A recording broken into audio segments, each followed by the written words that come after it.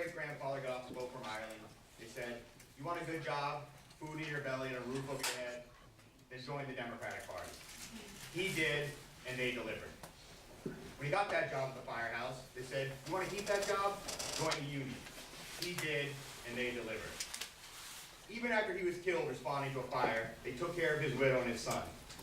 When his son, my grandfather, left the fire department to serve in the United States Army, and returned disabled, forced to live the rest of his life with a clothing bag, they still took care of him. My grandfather got his job back at the fire department, where he rose to deputy chief, and that job allowed him to send his two sons to UNH. These are the core principles upon which this party was founded. A good job, a decent home, health care, adequate food, and opportunity. Essentially, a good life. And across the nation, the Democratic Party delivered. Because we delivered, we were rewarded with large majorities at the state and federal level and a solid grip on the White House. Then, 1968 happened. It was from that moment the Republicans jumped on an opportunity. Cast the Democratic Party as an opponent of the everyday person. They're not the party of home and hearth. They're the party of the draft dodgers. They're the party of the rioters in the street. They're not the party of the working class. They're not the party of the middle class. They're not the party of consensus. And folks, it's stuck.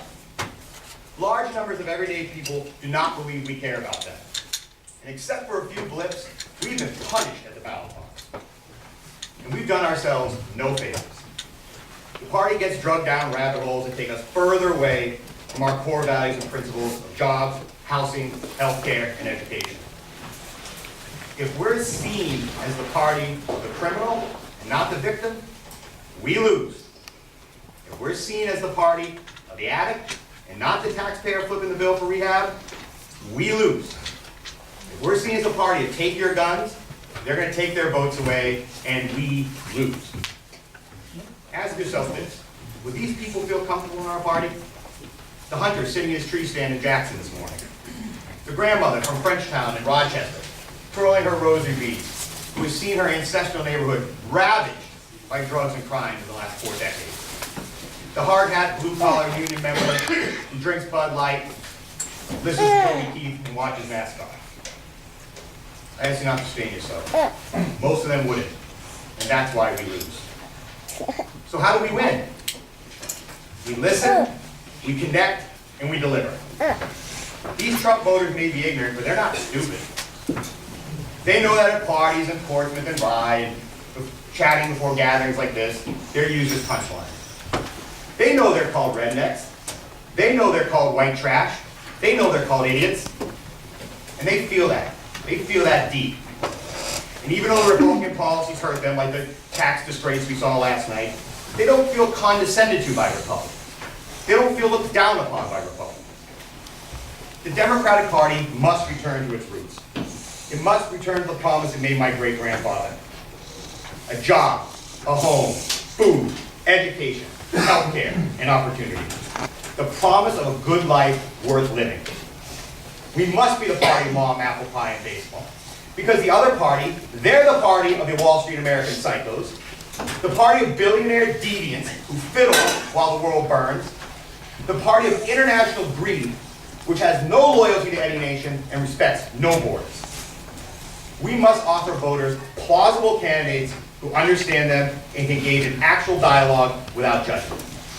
I am that candidate and public servant. When I say public servant, I mean it in the truest sense. Service isn't a dalliance for me. It's not a resume builder. It's not something you do in a down economy.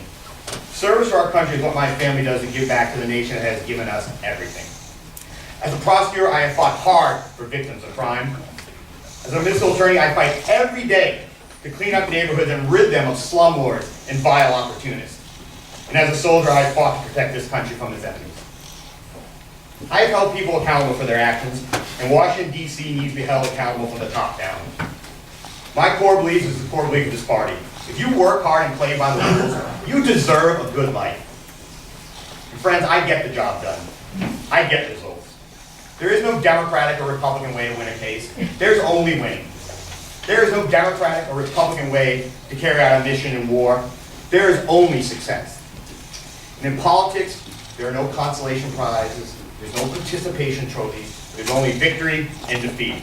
My solemn vow to you is I will fight for you, I will fight for what you need, and I will win for us. Thank you.